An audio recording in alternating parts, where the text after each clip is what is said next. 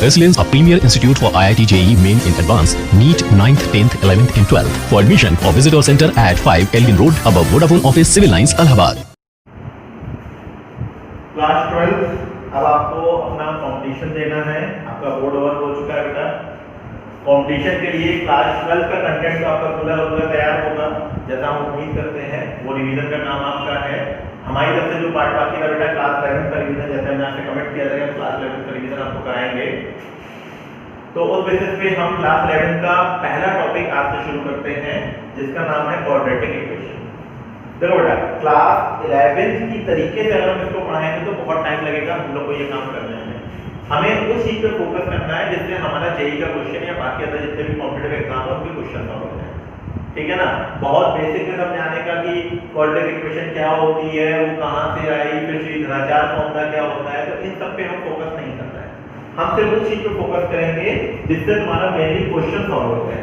इसके बाद भी अगर किसी को दिक्कत होती है तो वो हमसे पर्सनली कॉल करके या व्हाट्सएप पे अपने डाउट्स को क्लियर कर सकता है। ठीक है ना। बट हम इतनी कोशिश करेंगे कि उतनी चीज हम जरूर बता दें जिससे तुम्हारा कोई भी क्वेश्चन ना फंसे। जैसे कि बेटा सबसे पहले क्वाड्रेटिक इक्वेशन बेसिक जो अपनी होती है that is ax square plus bx plus c is equal to 0, जैसा कि आप सभी लोग जानते हैं। a b c कांस्टेंट होता है और x इसमें वेरिएबल है। अगर ये 2 डिग्री की क्वाड्रेटिक इक्वेशन है तो इसके दो रूट्स होते हैं, एक का नाम अल्फा मान लिया जाता है और एक का नाम बीटा। तो सम ऑफ द रूट्स जो होता है वो होता है अल्फा प्लस बीटा और प्रोडक्ट ऑफ द रूट होता है अल्फा इनटू बीटा। तो सम ऑफ द रूट हो जाता है alpha plus beta that should be equal to -b upon a और अल्फा इनटू बीटा हो जाता है c अपॉन a। अब ये बात आती है कि ये कहां से आता है, ये क्यों आता है, तो ये सिंपल आपको बता दें, बहुत कुछ ज्यादा कॉम्प्लिकेटेड नहीं है। जो क्वाड्रेटिक इक्वेशन आप श्रीधराचार्य फॉर्मूला पढ़ते हो उसमें एक बार प्लस का साइन लेते हो और एक बार माइनस का साइन।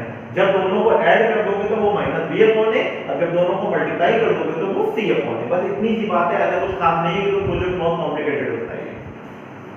यही काम अगर क्यूबिक में किया जाए तो क्यूबिक में बेटा 3 रूट्स हो जाएंगे। एक हो जाएगा अल्फा बीटा गामा, तो alpha plus beta plus gamma -b upon a होता है। Alpha beta beta gamma gamma alpha c upon a होता है और alpha beta gamma -d upon a हो जाता है। तो इसको ध्यान रखिएगा, sum of the root product of the root ये वाले में, इसी तरह से होता है इस वाले में, दोनों का ध्यान रखिएगा कि कैसे इसको निकालना है। क्वाड्रेटिक इक्वेशन में दूसरी इंपॉर्टेंट चीज होती है वो होता है डिस्क्रिमिनेंट। डिस्क्रिमिनेंट जिसको हम बोलते हैं b स्क्वायर माइनस 4ac। ठीक, जब हम श्रीधराचार्य का फॉर्मूला यूज करते हैं तो उसमें ये टर्म आता है √b स्क्वायर माइनस 4ac, तो उसी का यूज करके सारे रिजल्ट बनाए जाते हैं। अगर d ग्रेटर देन 0 होता है तो d ग्रेटर देन 0 का मतलब होता है रूट्स रियल है एंड डिफरेंट है। d इक्वल टू 0 होता है तो इस बात का मतलब होता है रूट्स आपके रियल एंड इक्वल हैं। d लेस देन 0 होता है तो इसका मतलब होता है रूट्स इमेजिनरी हैं। और यहीं पे आपको फोकस करना है, जहां पे इमेजिनरी की बात शुरू आती है वहीं से पूरा कॉम्प्लेक्स कोरिलेट हो जाता है। और यही मजा है बेटा कंपटीशन का। वो लोग क्या करते हैं, क्वेश्चंस को आपस में मिक्स कर देते हैं, एक टाइप के क्वेश्चन को दूसरे से कोरिलेट करके नया क्वेश्चन बना देते हैं। तो आपको लगेगा क्वाड्रेटिक है कि कॉम्प्लेक्स है, वो दोनों की मिक्सिंग होती है। तो आपने कहा d लेस देन 0 का मतलब होता है रूट्स आर इमेजिनरी। तो जब रूट्स इमेजिनरी होते हैं तो अगर एक रूट a प्लस ib है तो दूसरा रूट a माइनस ib होता है। तो ये बात हमेशा ध्यान रखिएगा, जब भी कभी इमेजिनरी रूट्स होंगे तो वो ऑलवेज पेयर में होंगे। अगर एक प्लस का है तो दूसरा माइनस का होगा। अगला बेटा, अगर d परफेक्ट स्क्वायर आ जाता है तो d परफेक्ट स्क्वायर होने का मतलब होता है जो रूट्स हैं आपके वो रेशनल रूट्स होते हैं। और अगर d आपका परफेक्ट स्क्वायर नहीं होता है तो रूट्स जो होते हैं वो इरेशनल होते हैं। और इरेशनल की भी फिर खास बात होती है कि वो भी ऑलवेज पेयर में होते हैं। अगर किसी इक्वेशन का एक root a plus root b है तो दूसरा definitely a minus root b होगा। मतलब कहने का, अगर किसी इक्वेशन का एक रूट 2 प्लस रूट 3 है तो दूसरा रूट 2 माइनस रूट 3 होगा। तो ये थोड़ा ध्यान रखिएगा, इस पे डायरेक्टली क्वेश्चन मिलते हैं। इक्वेशन परफेक्ट स्क्वायर होना और डिस्क्रिमिनेंट परफेक्ट स्क्वायर होना, इन दोनों में डिफरेंस है। अगर कोई इक्वेशन परफेक्ट स्क्वायर है तो इसका मतलब उसके दोनों रूट सेम है। इस बात को जरूर ध्यान रखिएगा। अगर कोई इक्वेशन परफेक्ट स्क्वायर है तो इस वर्ड का मतलब होता है उसके दोनों रूट सेम हैं। और अगर कोई d परफेक्ट स्क्वायर तो इसका रूट होता है कि इसके रूट रेशनल होंगे। ये दोनों बातें अलग अलग हैं। इक्वेशन परफेक्ट स्क्वायर होना और d परफेक्ट स्क्वायर होना, दोनों में डिफरेंस है। इक्वेशन परफेक्ट का मतलब d 0 और d परफेक्ट स्क्वायर का मतलब roots are rational. Sum of the root beta alpha plus beta minus b upon a alpha into beta c upon a। इनसे रिलेटेड की प्रॉपर्टी बनती है जिनका हमें यूज करना होता है। तो उसमें पहला है बेटा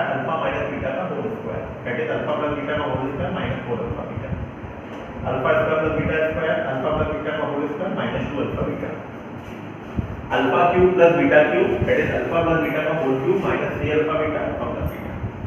सिमिलरली अल्फा की पावर 4 प्लस बीटा की पावर 4 आप देख लीजिए, alpha square plus beta square plus gamma square का यूज किया जा सकता है, ये सम ऑफ द रूट हो जाता है और ये product of sum of the root taken one at a time हो जाता है, sum of the root taken one at a time. ये क्यूबिक के लिए है, ये सारे बेटा क्वाड्रेटिक के लिए। और अगर कोई इक्वेशन का रूट अल्फा और बीटा है, मींस अगर अल्फा और बीटा इस इक्वेशन के रूट है तो इसका मतलब अल्फा और बीटा इसको सेटिस्फाई करने चाहिए। अगर अल्फा और बीटा इस इक्वेशन का रूट है तो इक्वेशन को सेटिस्फाई करने चाहिए, ठीक है ना। मतलब अल्फा इसका रूट है, बीटा इसका रूट है, तो अल्फा का रूट करने में 0 होना चाहिए, बीटा का रूट करने पर 0 होना चाहिए। तो इतनी बेसिक चीजें हैं जो आपको मालूम करनी चाहिए, उसके बाद चीजें आती हैं।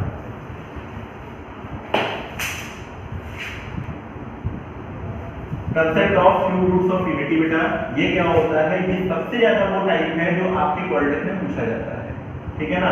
मेनली इसको जो हम ओमेगा और ओमेगा स्क्वायर के नाम से जानते हैं कि ओमेगा और ओमेगा स्क्वायर जो होता है वो हमको दिख जाए तो हमें क्वेश्चन को सॉल्व करना होता है। तो हम आपको पूरा कंसेप्ट समझा रहे हैं कि पूरे कंसेप्ट को कैसे यूज करना होता है और कैसे आप पहचानेंगे क्वेश्चन में कि ये आया है कि नहीं आया है, ठीक है ना। देखिए अगर कहीं पे दे रखा है x³ = 1 तो x³ - 1 that should be equal to 0, x - 1 x² + x + 1 that should be equal to 0। इसको 0 किया बेटा 1 √ 1 आ गया, इसको 0 किया सीधा चार फॉर्मूला लगाकर, तो x = -1 ± √b² - 4ac/2a। x = 1 x = -1 ± i√3/2। तो अपने पास तीन फॉर्मूले आ गए बेटा, मतलब तीन वैल्यूज आ गई, एक 1 आया -1/2 + i√3/2, एक ये आया -1/2 - i√3/2, एक ये आया। तो एक रूट ये, एक रूट ये, एक रूट ये, तीन रूट अपने पास आ गए। इसका नाम है ओमेगा, इसका नाम है ओमेगा स्क्वायर। मतलब जब आप इसकी स्क्वायरिंग करेंगे तो ऑटोमेटिकली ये वैल्यू आ जाती है, तो ये होता है ओमेगा और ये होता है ओमेगा स्क्वायर। ये सिंबॉलिक फॉर्म में बोले गए हैं और एक रूट होता है बटा। तो अपनी इस क्यूबिक के तीन रूट्स आ गए, एक 1, एक ओमेगा और एक ओमेगा स्क्वायर। तो यहाँ पर 1 + omega + omega square that should be equal to 0, एक, दूसरा ओमेगा³ = 1। तो ये दो चीजें हमेशा ध्यान रखिएगा, जब भी कभी आपके सामने क्यूब रूट्स ऑफ यूनिटी का कंसेप्ट आएगा तो ये दो हमेशा आपके साथ चलेंगे। इसी का मॉडिफिकेशन भी देख लीजिए बेटा, अगर ओमेगा³ 1 होता है तो any power which is multiple of 3 omega में उसकी वैल्यू भी 1 होगी। अगर कोई भी पावर 3 से डिवाइड करने पर 1 रिमाइंडर देती है तो उसको ऐसे तोड़ के लिखा जा सकता है, उसकी वैल्यू ओमेगा। कोई भी पावर 2 रिमाइंडर देती है तो उसकी वैल्यू ओमेगा स्क्वायर।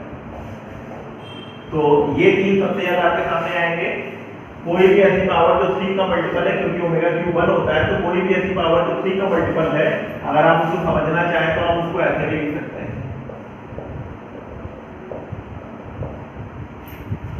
कोई भी ऐसी पावर जिसमें 3 से डिवाइड करने पर 1 रिमाइंडर आएगा वो ओमेगा, और 3 से डिवाइड करने पर 2 रिमाइंडर आएगा तो ओमेगा स्क्वायर। तो ध्यान रखिएगा, चाहे जितनी बड़ी पावर हो उससे फर्क नहीं पड़ता है, बट अगर 3 से डिवाइड करने पर रिमाइंडर 1, रिमाइंडर 2 या रिमाइंडर 0 आ जाएगा तो आप समझ जाइएगा उसकी वैल्यू ऐसे आपको निकालनी है।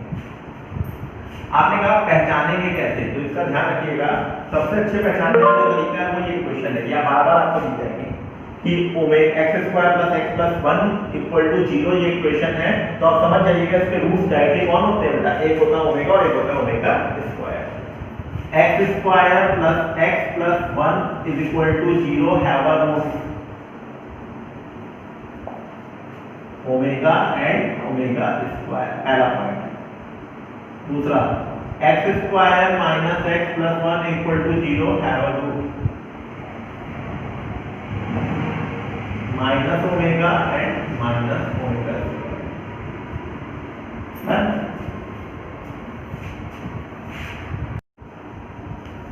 जो चीज बेटा की हमने सीखी क्यूब रूट्स ऑफ यूनिटी, तो उससे रिलेटेड क्वेश्चंस कैसे आते हैं आईआईटी में वो देख लो, कैसे क्वेश्चन पूछे जाते हैं और तुम्हें कैसे उसको हैंडल करना है। हमने सॉल्व तो पूरा किया हुआ है, बट जब हम वर्किंग समझाएंगे तो तुम्हारा 2 या 3 स्टेप में पूरी कहानी समझ में आ जाएगी। जैसे आपने कहा कि x² + x + 1 = 0 have a roots alpha and beta, find the equation whose roots are alpha की पावर 2009 एंड बीटा की पावर 2009। तो x² + x + 1 = 0 में अभी हम सीख के आए कि इसके रूट कौन-कौन होते हैं बेटा, एक ओमेगा और एक omega square. Means according to the question alpha को हमने ओमेगा ले लिया और बीटा को हमने ओमेगा स्क्वायर। तो अल्फा की वैल्यू जब ओमेगा और बीटा की वैल्यू ओमेगा स्क्वायर लिखी हमने, तो अल्फा की पावर 2009 को जब सॉल्व किया तो ये बन गया ओमेगा की पावर 2009। जब हमने 3 से डिवाइड किया तो 2 रिमाइंडर आया, 2 रिमाइंडर आने से इसकी वैल्यू कितनी हो गई बेटा, omega square.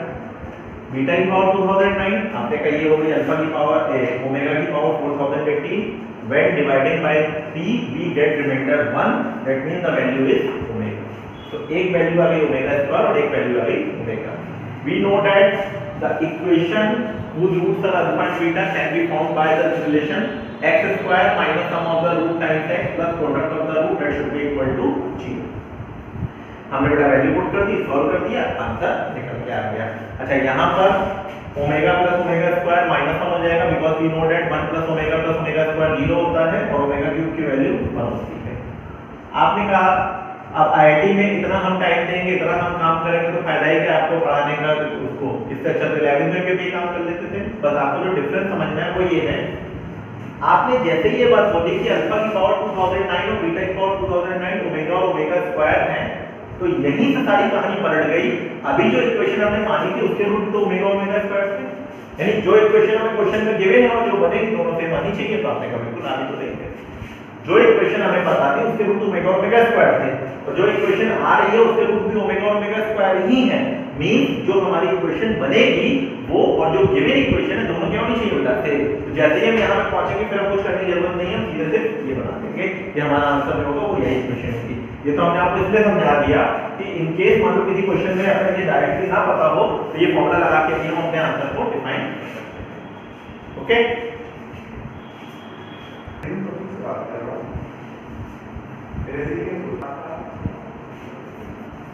ax² + bx + c = 0 have a root alpha and beta. ये बहुत बहुत इंपॉर्टेंट डेट है जो बताने जा रहे हैं, ध्यान रखिएगा। देन अगर इस इक्वेशन के रूट अल्फा और बीटा है तो हम इस इक्वेशन को शॉर्ट फॉर्म में ऐसे लिख सकते हैं,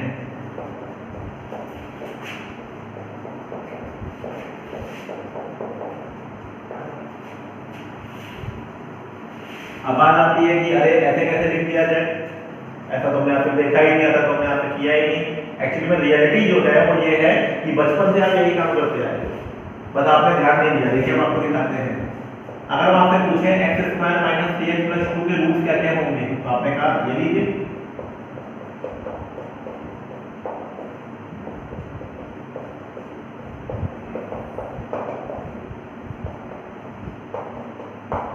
एक रूट 2 हो गया, एक रूट 1 हो गया। अब अगर पूरी कहानी को समराइज करें तो आप अगर ध्यान से देखिए तो आप ये वाला स्टेप डायरेक्टली समझ रहे होंगे, याद ही नहीं किया है और आप करते ही आते हो, और यहीं के बाद आपका रूट 2 और 1 निकल के आता है। तो ये अल्फा ये बीटा, तो इस इक्वेशन के दो रूट, एक 2 है एक 1 है, तो एक 2 रूट है एक 1 रूट है, तो हम इस इक्वेशन को ऐसे लिख सकते हैं। तो यही काम हमने किया है, इस इक्वेशन के रूट्स अगर अल्फा और बीटा है तो आप इस इक्वेशन को ऐसे लिख सकते हैं। फिर भी आप अपना अगर ना माने, फिर भी आपको लगता है कि नहीं नहीं ऐसे कैसे लिख दिया आपने, तो ये देखिए जरा मल्टीप्लाई कर लीजिए तो बेटा,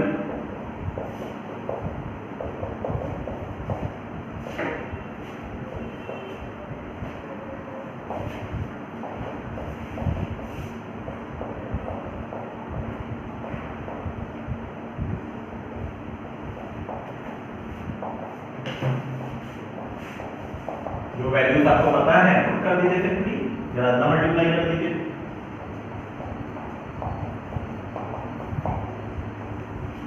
तो आप देखिए घूम करके आपने बड़ी पहुंच गए, जहां से हमने शुरुआत की यहाँ से उठाया यहाँ से पहुंचा दिया।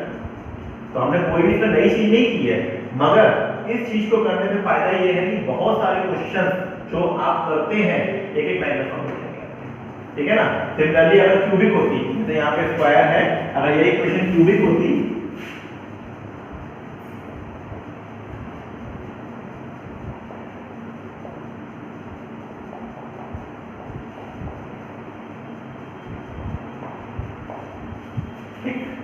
अगर स्क्वायर है तो अल्फा बीटा, क्यूबिक है तो अल्फा बीटा गामा। ठीक है। अब बात आती है फायदा क्या, इतनी मेहनत आपने की, हमको बताया इससे फायदा क्या, मतलब हमें क्वेश्चन में कहाँ काम आएगा, हम इस चीज को कैसे यूज करेंगे। ठीक है। तो देखिए जरा एक क्वेश्चन समझा देते हैं कि कैसे इसका यूज किया जाता है।